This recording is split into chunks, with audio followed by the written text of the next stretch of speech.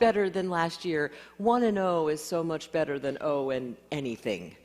So, welcome to our service. We are absolutely delighted that you are here. Welcome to everyone who braved the rain and is in the room today. Welcome to everyone watching us in Facebook land and on YouTube land.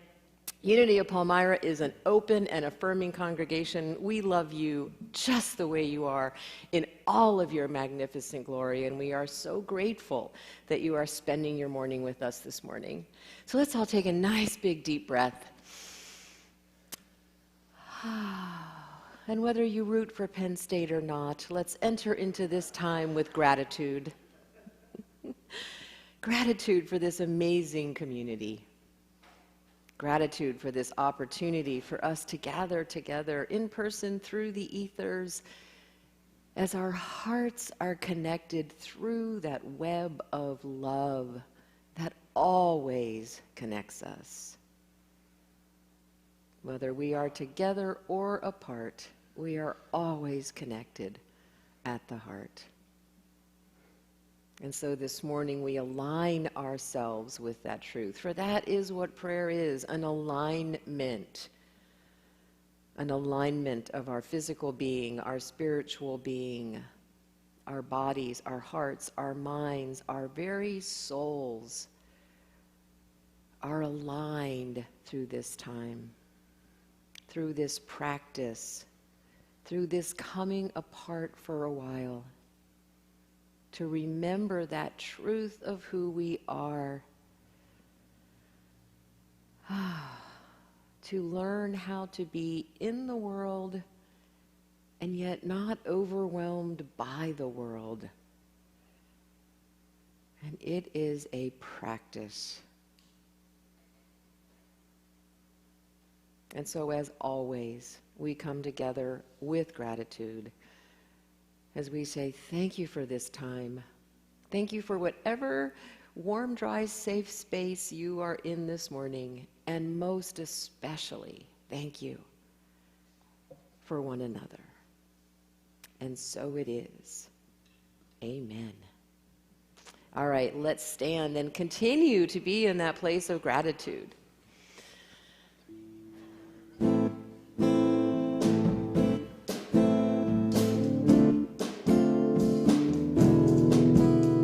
The gifts of the Spirit, love, joy, and peace.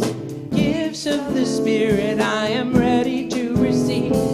Gifts of the Spirit, love, joy, and peace. Gifts of the Spirit, I am ready to receive. Love, are you ready? Joy, are you ready? Peace, are you ready? Are you ready to receive? These are the gifts of the Spirit, love, joy, and peace. Gifts of the Spirit, I am ready to receive. Gifts of the Spirit, love, joy, and peace. Gifts of the Spirit, I am ready to receive. Love, are you ready? I am ready. Laughter, I am ready. I am ready to receive. These are the gifts of the Spirit, love, joy, and peace. Gifts of the Spirit, I am ready to receive. Gifts of the Spirit, love, joy, and peace. Gifts of the Spirit, I am ready to receive.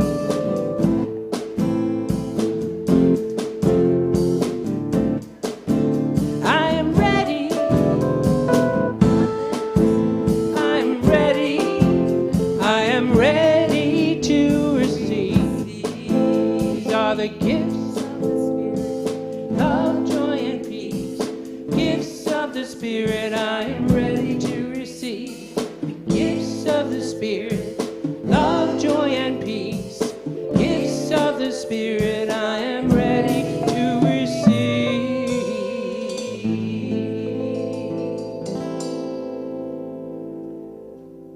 And let's share together now in our vision. Centered in love, we embrace a positive path for spiritual living, and our mission. Wherever we are, we provide a welcoming community that inspires and encourages all who gather here through the teaching, sharing, and practice of universal spiritual principles. And one of the ways that we practice those principles is to honor wherever you are on your journey. So as we enter into this time of greeting one another, if you want to hug, we'll bring it on in. If you want a handshake, please put your hand out and we will respect that. And if you want us to leave you completely alone, which trust me, we understand, we will honor that. Just stay right where you are and we won't bother you at all. Have a great time.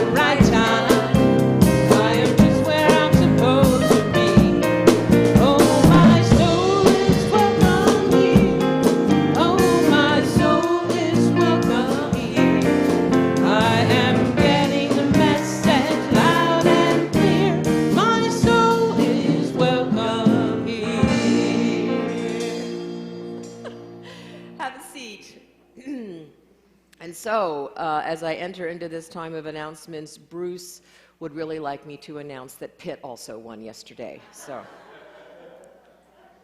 it was an all-good Pennsylvania day yesterday.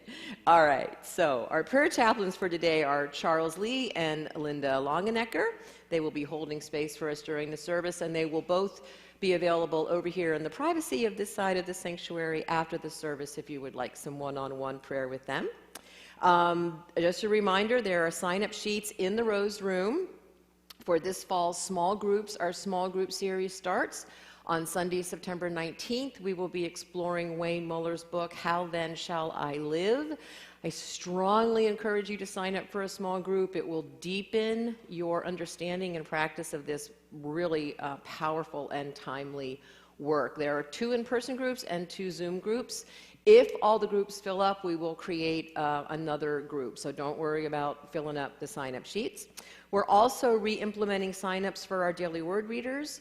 We're separating that out now from the worship assistant so that we now have two roles available for you on Sunday mornings, and also signing up for fellowship. So starting probably mid to the end of September, we're going to go back to having coffee.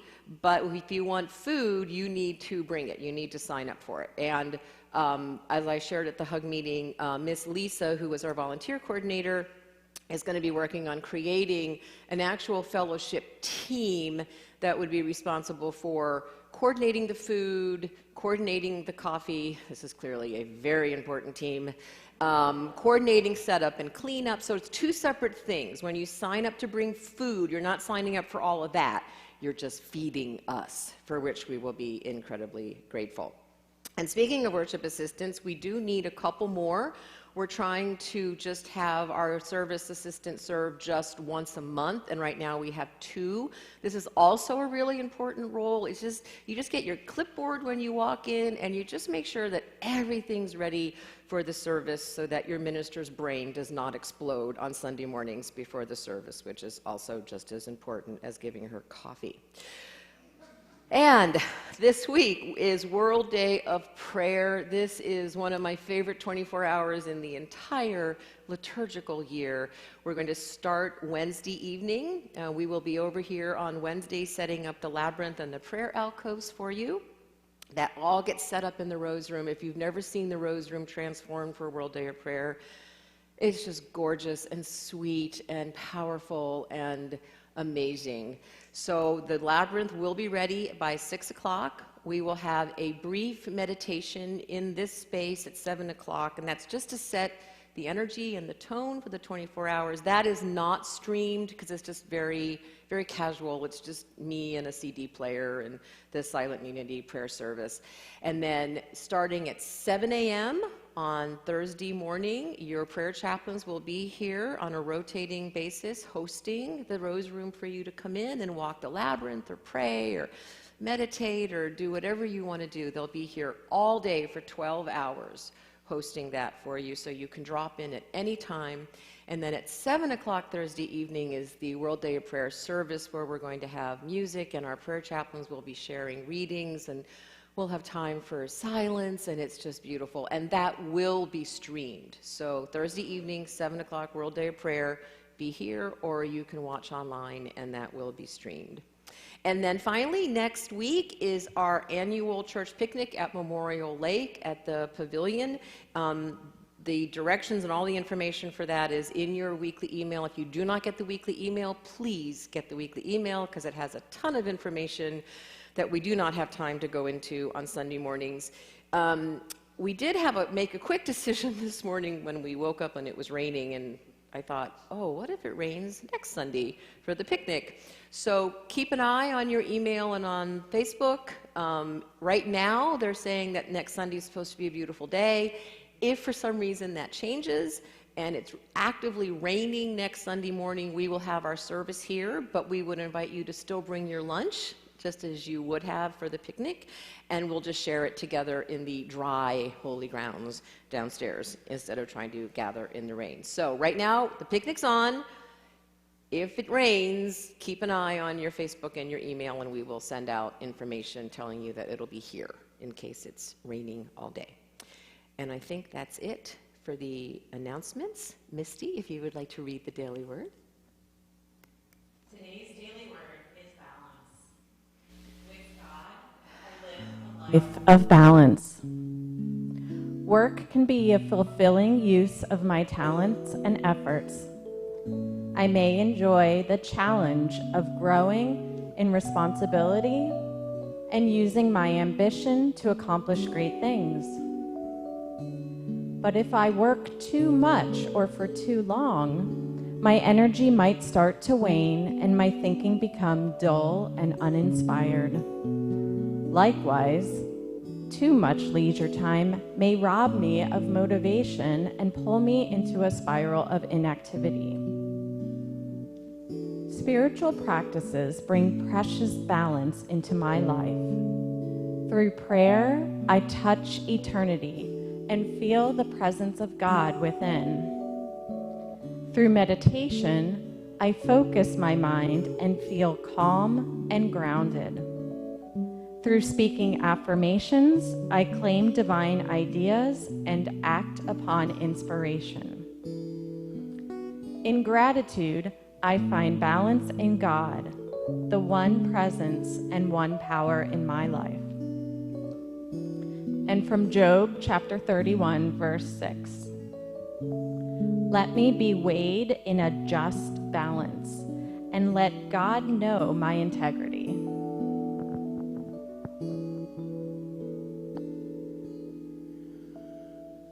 I am home, my family is here.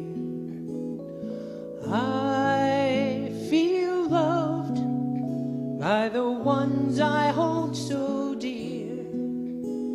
And when my family needs me, I promise to be there.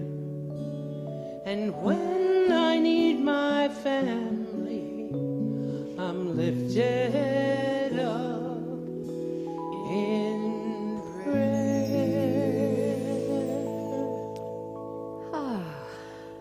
So let's all take a nice big collective deep breath together.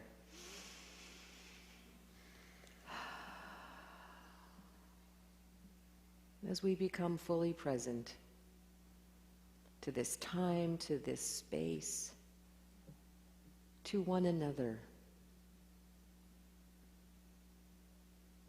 we reach out now through our collective energy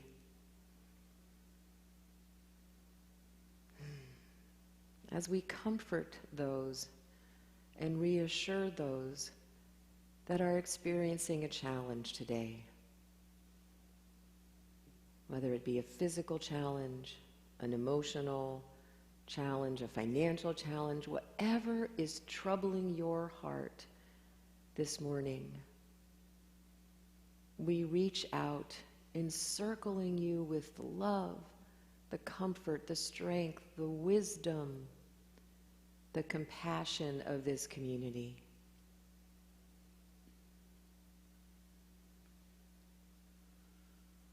For we know that underneath all that challenges or troubles us is the certainty that we are connected, that we are here for one another in thought, word, and deed, and that all is well.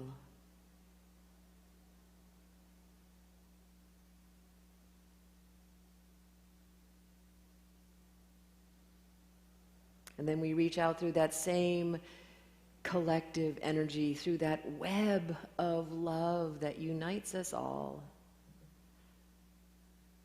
And we ask you to share any joy or gratitude that you are experiencing this morning. For we know that when our troubles are shared, they are divided. And when our joys are shared, they are multiplied. And so if you have something to be grateful for, place it into this space now. Send it through the airwaves and let it land here gently. For this is the power of community, the power of sharing both our joys and our sorrows with one another, and feeling the strength and the comfort that comes through that sharing.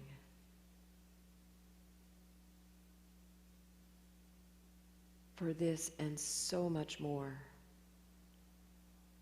we are so very grateful. And so it is. Namaste.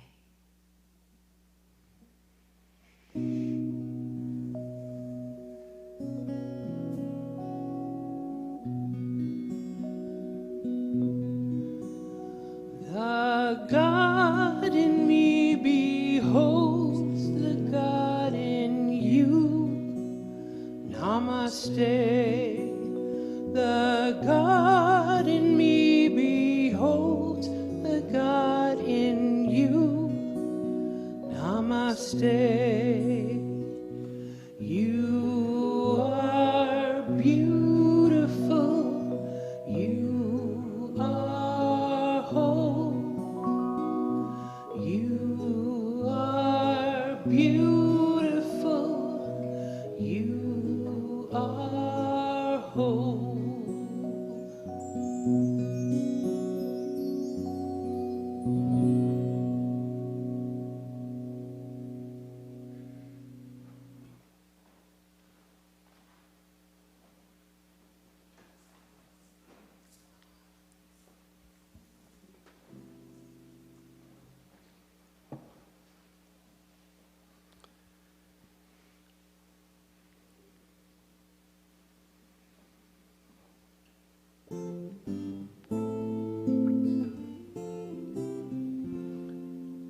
Now I've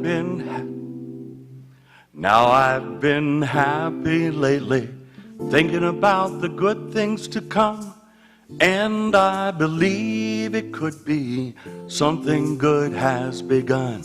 Oh, I've been smiling lately, dreaming about the world as one, and I believe it could be someday it's going to come. 'Cause out on the edge of darkness there rides a peace train. Oh, peace train, make this country come take me home again. Now I've been smiling lately, there thinking about the good things to come, and I believe it could be something good has begun. Oh, peace train sounding louder, glide on the peace train. Ooh, ah, ooh, ah, come on now, peace train.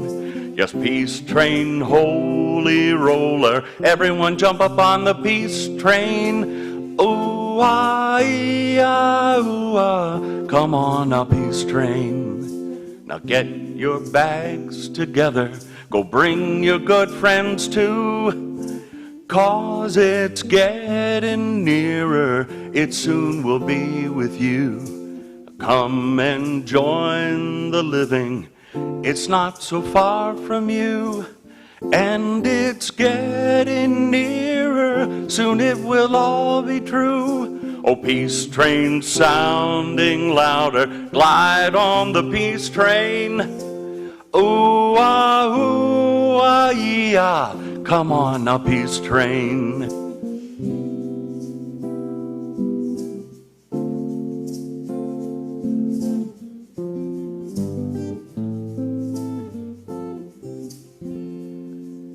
Now I've been crying lately, thinking about the world as it is. Why must we go on hating? Why can't we live in bliss? 'Cause out on the edge of darkness there rides a peace train. Oh, peace train, make this country come take me home again. Peace train. Ooh, ah, yeah, ooh, ah, come on the peace train.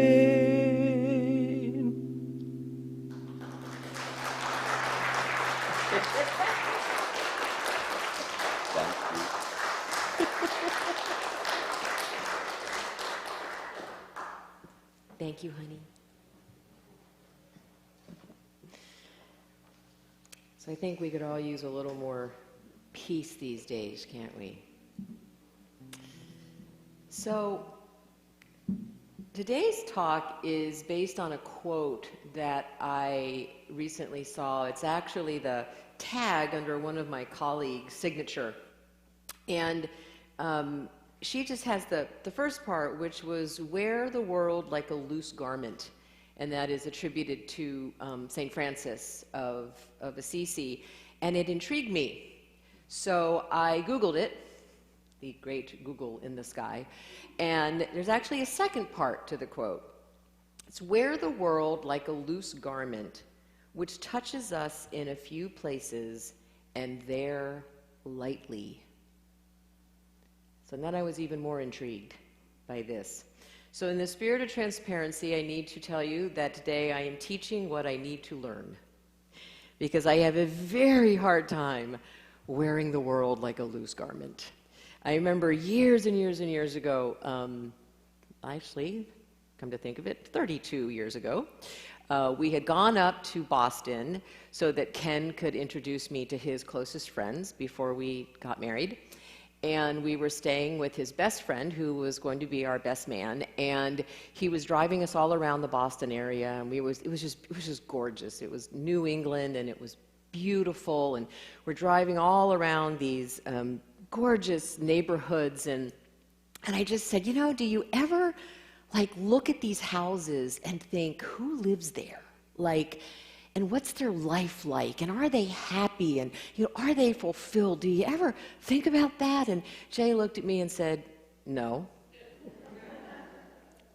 I learned since that was J, right? But I do.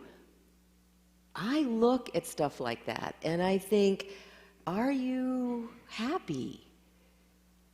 And I think part of the lesson of learning how to wear the world like a loose garment is to be more like Jay, in a way. You know, just living our lives and letting other people live their lives, right? And not be so intent on the joy or suffering of others. Big, huge lesson. And it's even bigger when you study the masters, right? All of the spiritual masters that we study, we have several of them reflected up on our altar. You know, the Buddha, one of the fundamental teachings of Buddhism is that life is suffering, right? Now, that they don't mean that in a pessimistic, negative kind of way. They mean it in a very realistic kind of way, that you don't get out of this life alive without a certain level of suffering. In fact, it's the foundation of Buddhism's Four Noble Truths. The first noble truth, life is suffering. It's interesting because the Sanskrit word for that is dukkha, which is also translated as imperfect, stressful, or filled with anguish. Right? So life can be imperfect and stressful and filled with anguish, and contributing to that anguish is the impermanence of life, including us. Right? There's also the concept of Anatman, which is literally no soul. And what that means is that there are no separate souls, that we are all connected. And that part of our suffering, part of what causes our suffering, is forgetting that. It's forgetting that we're all one. It's forgetting, as the Sufis teach, that we are all, one of their creation stories is there was this huge cosmic crystal, and the crystal shattered, and we are all little pieces of that shattered, gorgeous cosmic crystal. And so the part of the suffering is that we forget that. The second noble truth is that suffering is due to attachment, which again comes from the word trishna, which literally means desire, clinging, greed, craving, or lust. So we're not saying don't desire something. We're not saying don't have a passion for something.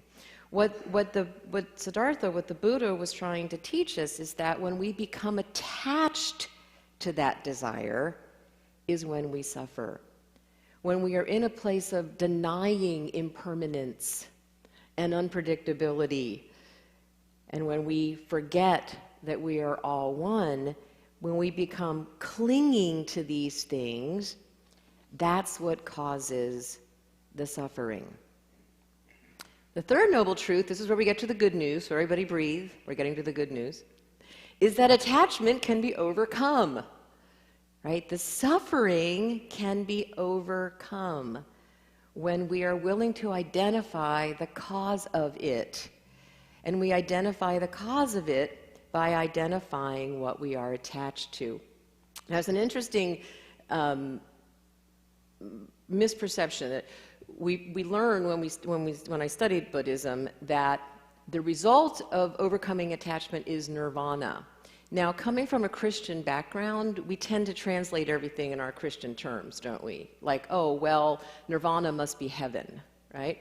No, nirvana is not heaven, because it's not something that you have to wait until you die to get to, which of course we don't believe in unity. We believe that we create heaven and hell right here. But it means that we enter into a place of nothingness or non-attachment. So nirvana, that place of bliss or joy, is that when we let go of the clinging, we let go of, and I thought this was interesting, we let go of willful ignorance. Willful ignorance, meaning we have evidence or information that would alleviate the ignorance, but we choose to believe in the ignorance anyway. Right? That's actually a cause of suffering. And when we enter into full acceptance of imperfection, impermanence, and interconnectedness. So here's where it gets interesting. Non-attachment does not mean we are indifferent. Sometimes we take this to mean, well, if I'm not attached, that just means I don't care. No, it's actually the opposite. The Dalai Lama says, non-attachment does not mean indifference to the world or life. It's precisely the opposite. It is a profound experience of non-attachment is the ground on which we can build genuine compassion extending to all other sentient beings. And I posted on our page this morning a quote by Ali ibn Abi Talib, where he says, attachment is not that you should own nothing, but that nothing should own you. I'm going to read that again. Detachment is not that you should own nothing. It's that nothing should own you. And then the even better news is the fourth fold of the fourfold path, and that is actually a how-to of how to accomplish this non-attachment. And that's called Dharma, and it is most specifically the eightfold path, which consists of right understanding, right purpose, right conduct, right speech, right vocation, right effort, right awareness, and right meditation. In other words, you got to do it all right in order to be non-attached. So when we cling, we suffer. When we achieve nirvana, which we could loosely interpret that as joy or bliss or freedom, is when we wear the world as a loose garment. And this was also, interestingly, and in a more subtle way, one of Jesus' teachings. You all remember the story of Mary and Martha? The disciples were there and they'd had dinner, and Mary and Martha were there, and Martha was scurrying around making dinner, and Mary was washing Jesus' feet. Just tell me you all remember that Bible story, or we're going to have to go back to brass tacks here. Okay. So the interesting thing about that story is the disciples came to Jesus and they were very upset with him. Like, how can you sit there and with everything going on in the world and let this woman wash your feet, right? And Martha was getting a little ticked off too, right? Because she's like, well, Mary's just sitting over there washing Jesus' feet while I'm making dinner, right?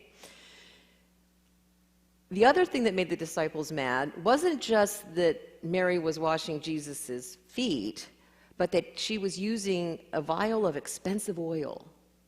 And the disciples found that to be very wasteful. And they said to him, look at all the people that we could have fed with that oil while you're sitting there getting your feet washed with this little vial of expensive oil.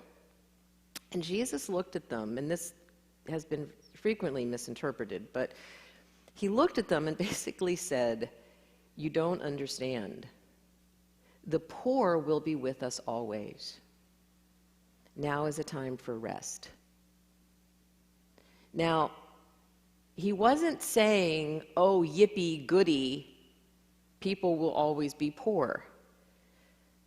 What he was acknowledging was what the Buddha taught, which was that there will always be suffering in the world. It's okay for one afternoon to wear the world as a loose garment and let someone wash your feet. It's okay for one afternoon to let yourself not be so attached to the suffering and the heaviness in the world. Same message, just a little more subtle. So how do we do this? So we can start by looking at the cause of our suffering. Right? This is where we get into the how-to. I'm not going to make you memorize the Eightfold Path today, although it's really good. So we need to be willing to notice what it is that we're attached to. Because I can guarantee you everyone in this room experiences some level of suffering. So what are we attached to? What thoughts are we attached to? What beliefs are we attached to? What societal norms or attitudes are we attached to? What things are we attached to?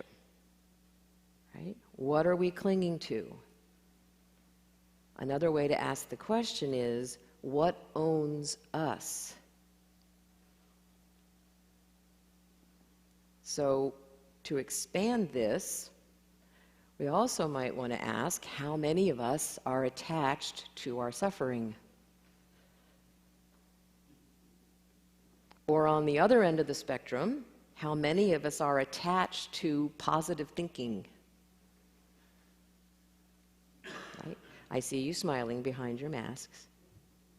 The Buddha said, all that we are arises with our thoughts. With our thoughts we make our world. And yes, that is Unity's third principle.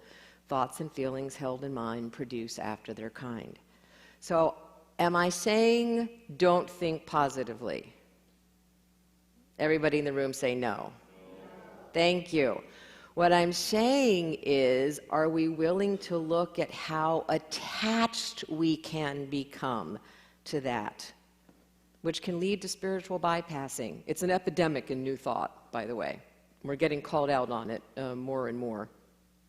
We can also become attached to our suffering and to being a victim, right? So in both cases, the cause of our suffering is that we're attached to what we're believing, or what we're owning, or what we're being owned by. I follow John Pavlovitz on Facebook. I highly recommend him if you're not following him. He's a Christian minister and author. His current book is If God is Love, Don't Be a Jerk. I've pre-ordered it, yeah. And he's also a prolific blogger. That's how I found him, was following his blog. And it was really interesting because recently he shared a blog where he acknowledged that he's grieving an America that never existed. How powerful is that? I highly recommend you guys follow him. He can be a little in your face, but in a good way, in a make you think kind of a way. Because what he was saying was the America he was grieving was a fantasy. Right? It's what we wanted to believe about our country, not about the reality of our country. And that got me thinking, and I thought, well, gosh, how many other fantasies are we attached to? Like, who else grew up watching Donna Reed and thinking that was the perfect mother? I'm aging myself here. By the way, Rick, I love it when you call me kid. Seriously, keep it up, man. Just right there with you, babe, okay? You know, or Father Knows Best, right? Or that all sheriffs were Andy Griffith, right? This is what we grew up with. Many of us grew up with this. And so when we say things like, oh, you know, I just want things to be the way they used to be, they were never the way they used to be. They were the black and white sitcom version of what we wished they would be.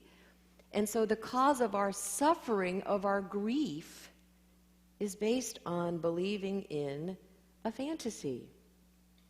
Now, identifying the cause of our suffering is not for the faint of heart, because it requires that we confront what we have made up about our lives.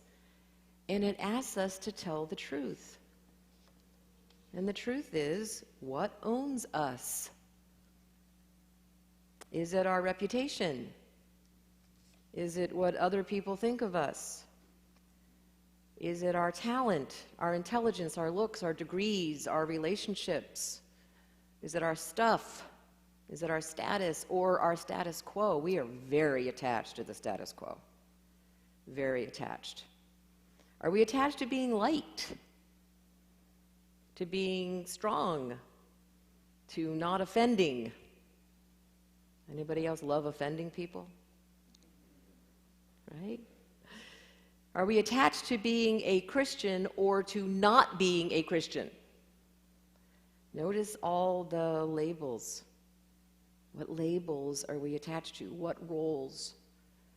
Are we attached to wife, mother, sister, daughter, husband, father, son, performer, minister, therapist, doctor, Indian chief, right?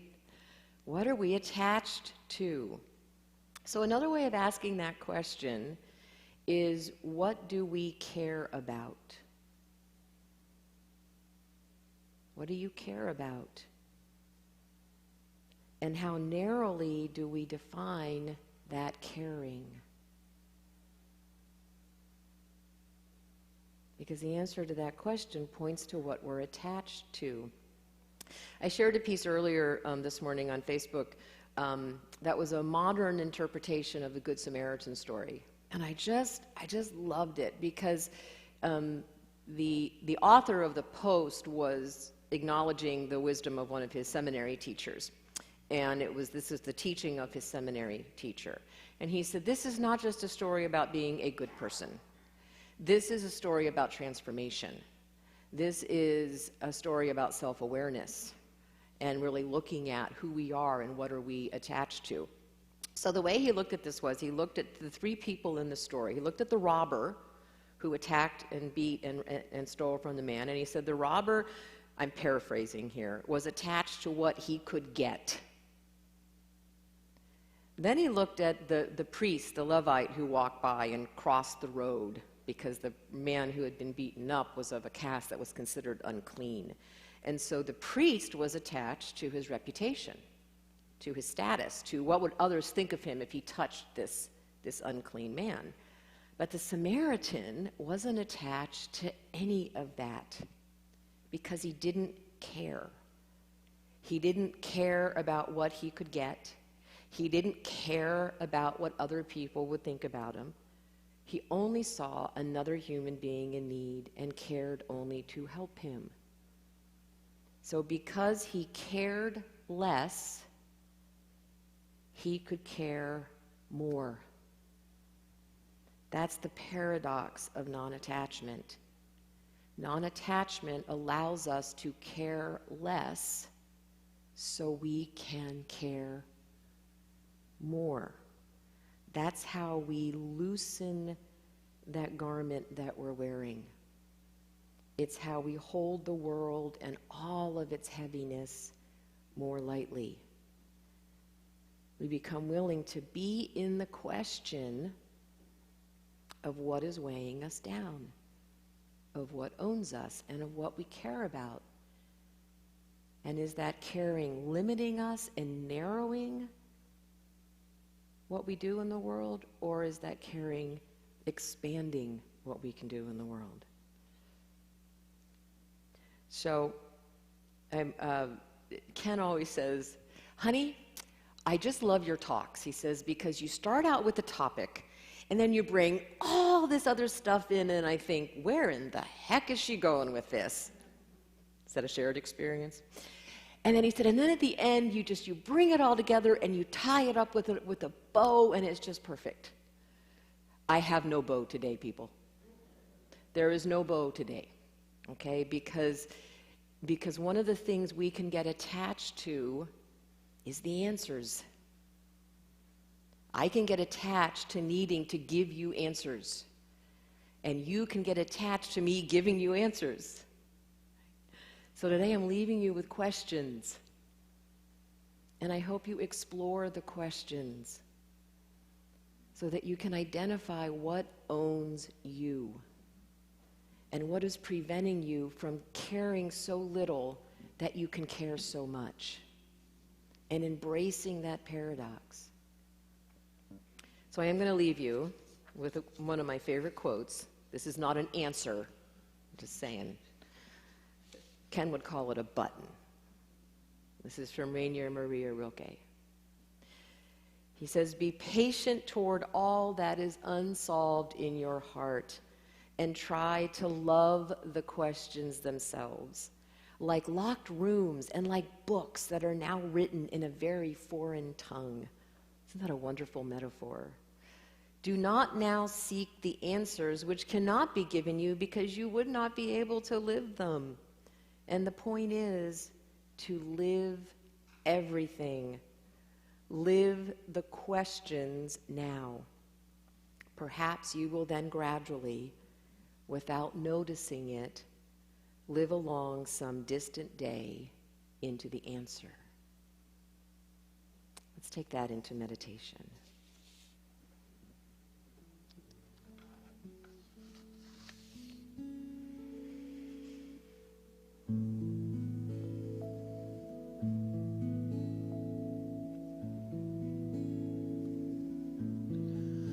will be gentle with myself. I will be gentle with myself. And I will hold myself like a newborn baby child. I will be gentle with myself. I will be gentle with myself. And I will hold myself like a newborn baby child. I will be tender with my heart. I will be tender with my heart. And I will hold my heart like a newborn baby child. I will be tender with my heart. I will be tender with my heart.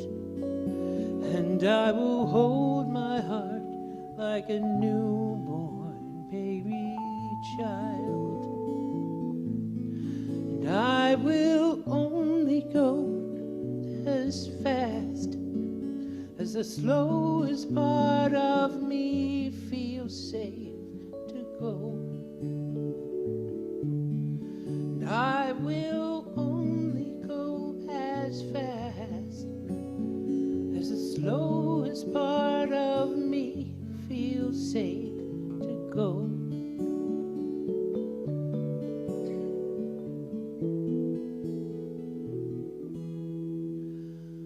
I am gentle with myself, gentle with myself.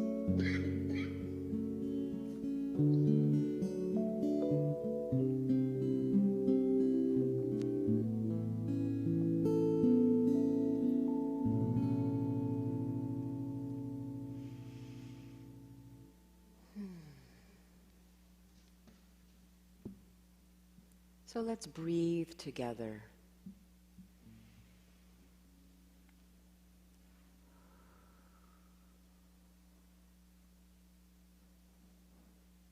With each breath, we expand our energy into this room.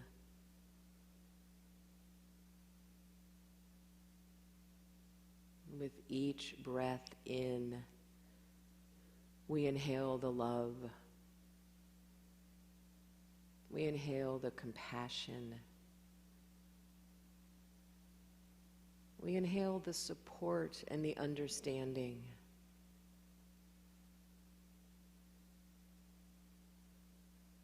And then we breathe that all out, sharing in the abundance.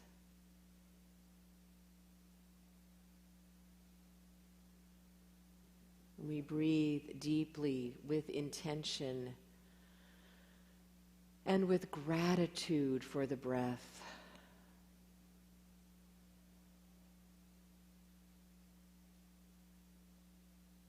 We feel the breath nourishing us, strengthening us,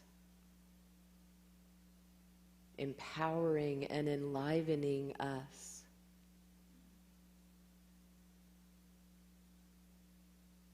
And we notice that it does it all without a bit of angst. The breath simply is.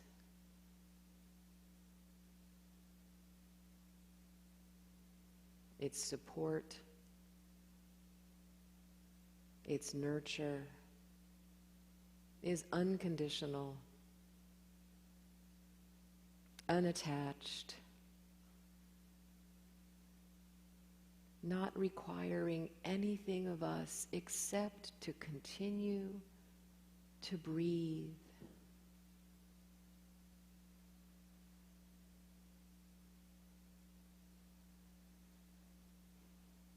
And so we learn from the breath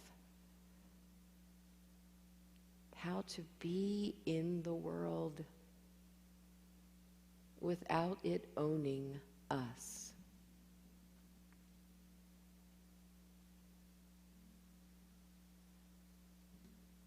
how to wear it lightly, how to hold it lightly, how to be and do whatever we are called and whoever we are called.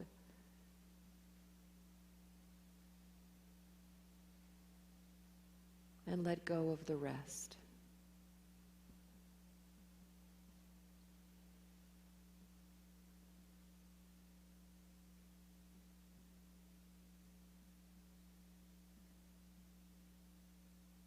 And so we commit this week with every breath to be in the question.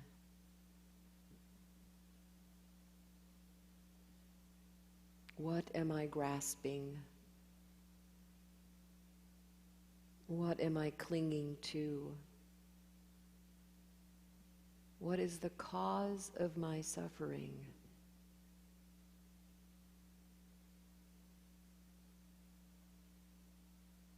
We ask these questions gently and with great compassion for the human experience.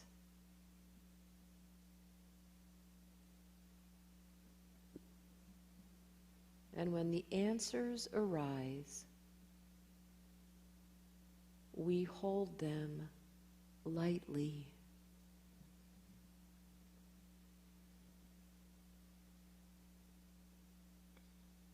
We live into them gently.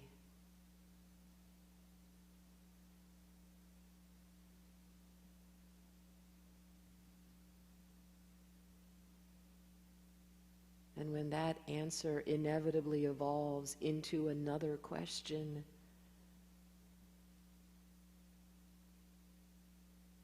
we are open to a new answer.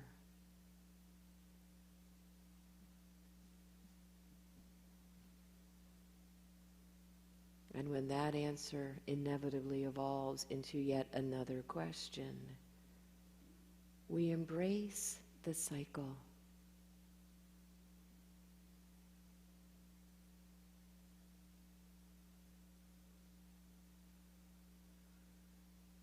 Not seeking nirvana,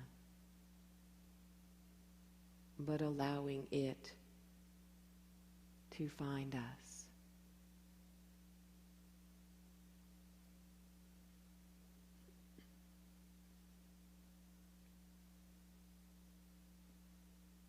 And through it all,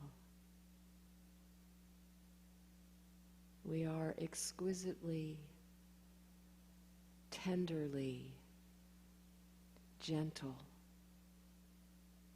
with ourselves.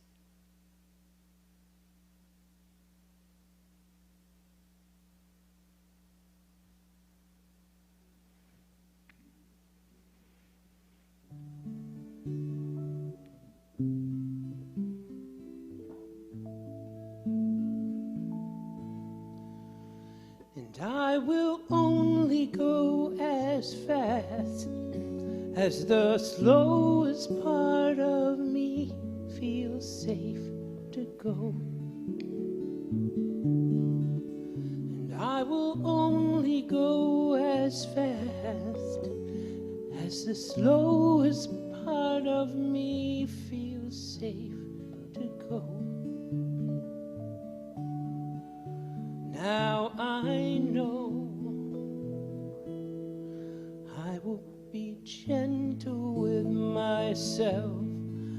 I am gentle with myself, and I hold myself like a newborn baby child, and I rock myself like a newborn baby child, and I hold myself like a newborn baby child, and I love myself like a newborn baby child.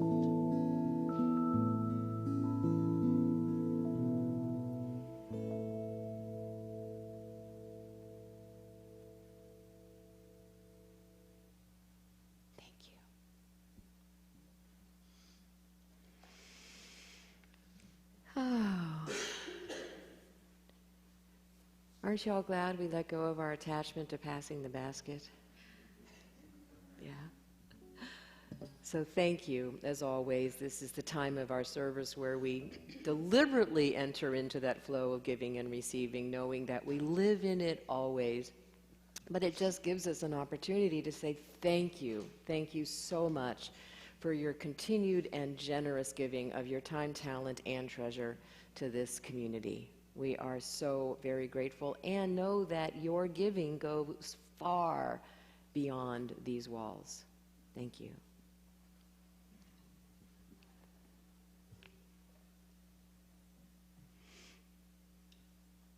Why are you so serious?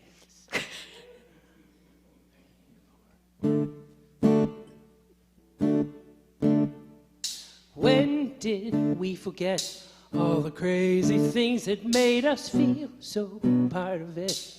How are you so confident we played our heartstrings, not caring if it ends?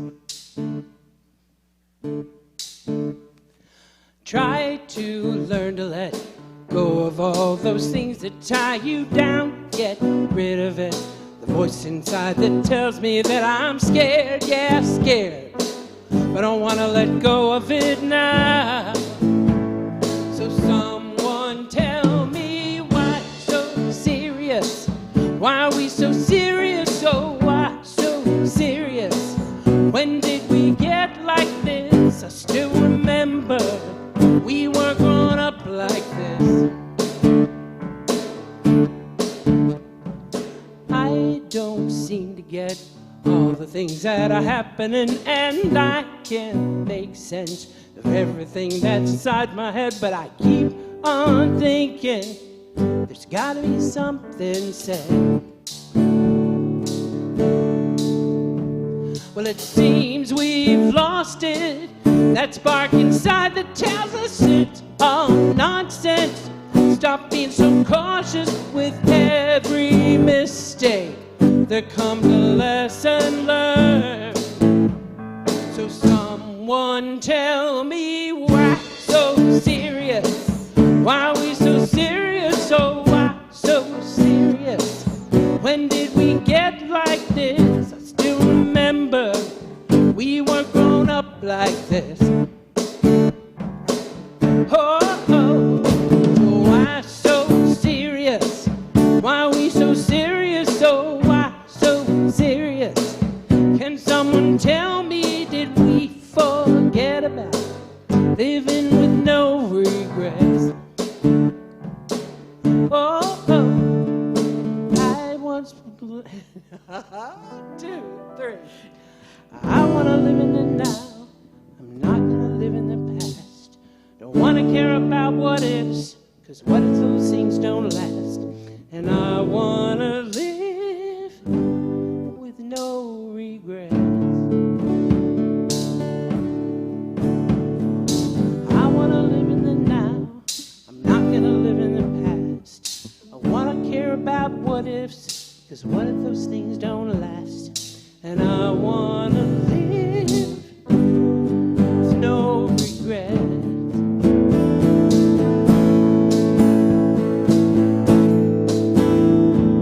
Someone tell me why so serious? Why so serious? Why are we so serious? So why so serious? When did we get like this? I still remember we were grown up like this. Oh, oh, why so serious? Why are we so serious? So why so serious? Can someone tell me, did we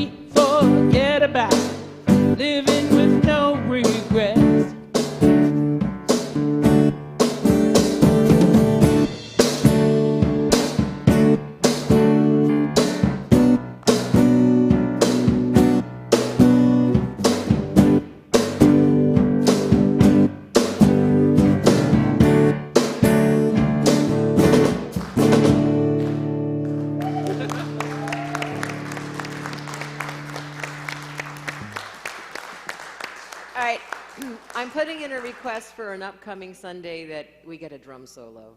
What do you think? Good idea? All right. Let's stand and share in our unity blessing. Oh, together, we love you, we bless you, we appreciate you, and we behold the Christ in each and every one of you. And it's the first Sunday of the month, so you know what that means, right? Birthday Sunday. Any September birthdays in the room? Yay! Happy birthday. And happy birthday, Facebook and YouTube land, for any September birthdays. Are you pointing at, right? Happy birthday. See, drum solo. It has to be this month because it's her birthday. She would do it. Take it away, Janie. Happy birthday to you. Happy birthday to you. Happy birthday, we love you. Happy birthday to you and anyone. I learned during rehearsals for the play, which wasn't the play Amazing last Sunday. Thank you to everyone who participated. You're amazing. That's called a rim shot. So you now know the technical term when Janie goes boom bump. It's a rim shot. Right? That's what you learned today at church. All right, let's sing the peace song.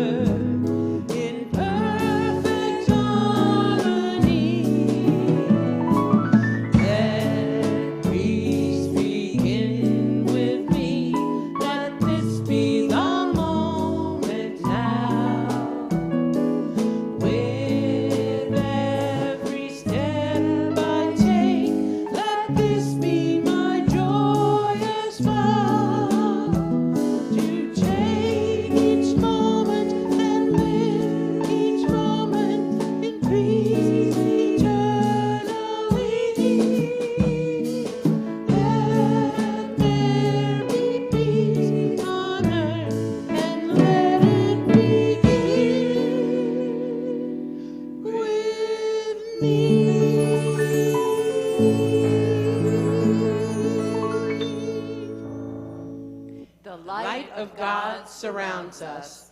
The love of God enfolds us.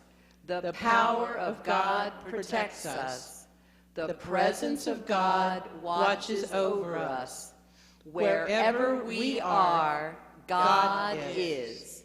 And wherever God is, all is well. Amen. Thank you to everyone who participated in the service this morning. We couldn't do it without all of you. Have a wonderful week, and be in the question, what owns you? Got it? Got it? Good job. I'm attached to hearing you. Have a wonderful week. I love you. Bye-bye.